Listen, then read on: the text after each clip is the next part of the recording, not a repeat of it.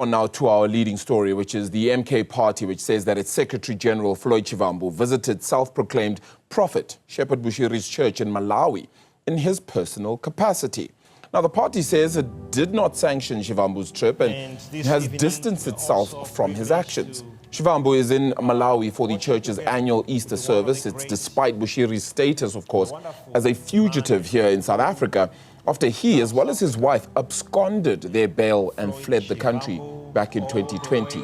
Now, the couple face multiple charges, including rape, violating bail conditions, even breaching financial and immigration laws. They're currently appealing a Malawian court ruling that found that South Africa actually meets the extradition requirements for cases against them. Shivambu has since taken to social media praising what he describes as Bushiri's outstanding leadership. But in response, his party has urged all its members to uphold ethical leadership. Let's discuss this a little bit further now, and the statement from the MK party and what this means for Shivambu's future in the MK party. Political commentator Kenneth Mokgatlhe joins us now. Then, Kenneth, thank you so much for the time. Thank you so much for joining us this morning. He's always been in bad blood with certain people, even in the MK party, even his former party, the EFF as well. What does the future look like for Floyd Shivambu in the MK party? A very good morning to you, Arabile, and to the audience of Newzroom Afrika. You know, this visit was to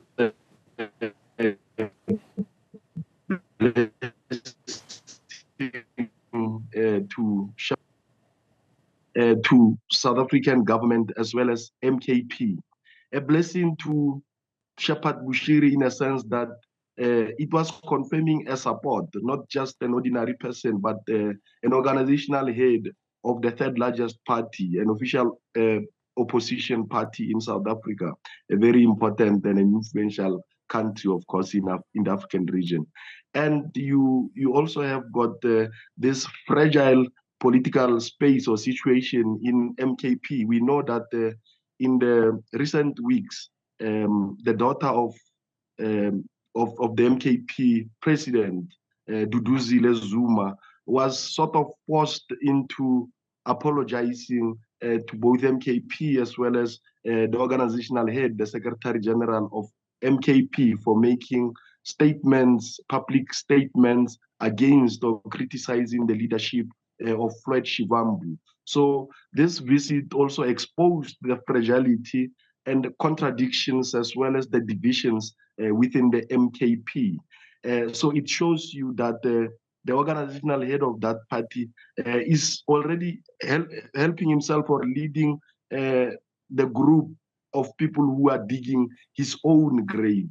So he's also amongst the people who are digging his own grave, because even when he was invited to come into the MKP and was announced as the Secretary General, there were other people who were unhappy within the party about him. There are others who are supporting him. So he's making the work of those who don't want him in the party very easier by supporting somebody who has been declared as a fugitive. And also he's disregarding and disobeying the laws in South Africa. I mean, the fact that the MKP is the third largest party represented in the Parliament of South Africa, Parliament, which is the branch of government. He was supposed to be somebody showing patriotism, but in this sense, he has shown a deep levels of unpatriotism. So does this ultimately mean that his future at the MK party could almost be untenable? I mean, fine, he's probably bound to go through some sort of conversation, if not disciplinary hearing in itself, right? That is the anticipation here. Does it weaken his stance and his leadership and his clout within the MK party? Is he bound to be weakened by this? Yes, I think we will live to see if there will be any disciplinary measures taken against him. But we just saw when we woke up the statement, official statement coming from the MKP, distancing themselves from the actions of their organizational head, Floyd Shivambu.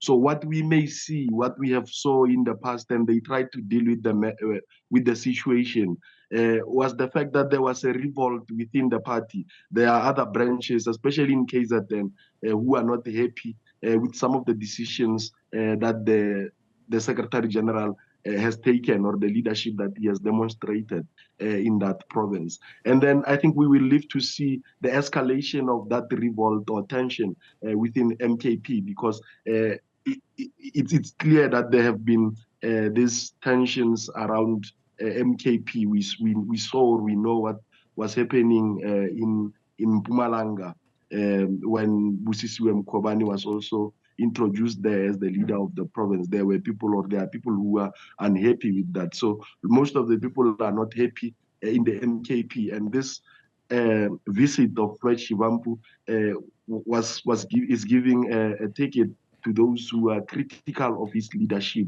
to have a reason or an excuse to remove him in his position. So it will be a very difficult time. I'm not sure if he's going to arrive into the elections of 2029 as the Secretary General. If they were going to go to a conference, then I'm quite sure that he would be removed by a popular vote within his party, MKP, because most of the people are not happy there.